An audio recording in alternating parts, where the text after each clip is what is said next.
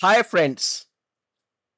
Those of you who are planning to appear for IELTS and wish to have 8 plus band score, the listening section can be the most challenging one.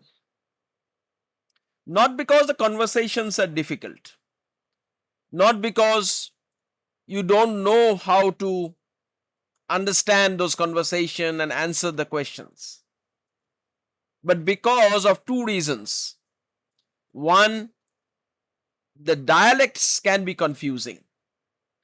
It can be a British English or Scottish English or Irish English or Australian English or American English, and they all have some nuances. And it may throw you back that what you are hearing, you do not understand exactly what it means. And in the time crunch that you face during an exam, it's very difficult to answer all questions correct unless you know the nuances in the dialects. To help you navigate that problem, what we have done is we have created a drop down of all the different dialects that are commonly used and have a conversation using those dialects. Same conversation, same information, but different dialects. Now, once you listen to all those dialects, you can make out what's the difference and try to answer these questions. Now, one more important thing is when you have a conversation, for example, this conversation is about buying tickets from an agent, you should know what information you are looking at, what information you need to extract even before you get into that conversation. For example, buying tickets means you want to go to a destination, you want to depart from some station, and it may take some time to reach the destination. How long? And what time it departs? And what's the price of the ticket? Is there any discount? And then finally, what's going to be your seat number? These are the information that you need to have in your mind even before you get into that conversation. So you know that you need answers to this information possibly. Now, before you go through this conversation, I would like to discuss a few things about the nuances. You know, the opening greetings may not be very important to the conversation, but still it should not knock you off. If somebody says hello or say G day means good day, Australian English, or well the day, I would like to buy, Irish English. All right, I am looking to buy, and that's Scottish English. Now, few more things.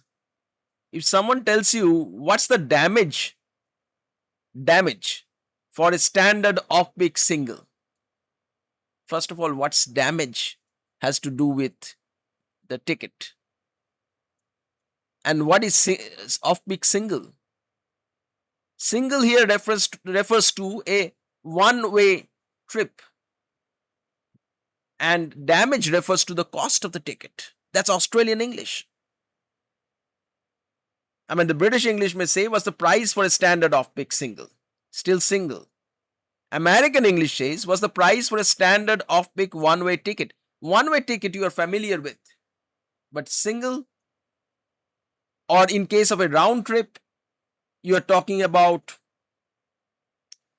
a return, And return is used by British English, Scottish English, Irish English, Australian English. These are the things that can trouble you in the exam, in the test. And then the British English says 1/3 of the fare. Scottish says a third of. Irish says 1/3 of the fare. Australian says save about a third. Means you save 1/3, you have to give 2/3 of the price, full price. American English says 1/3 off. Now, seat request, reserve a window seat in a quiet carriage. And that's British English saying carriage, Scottish English saying carriage, Irish English saying carriage, Australian English saying carriage. American English is saying reserve a window seat in a quiet car. So carriage and car are same.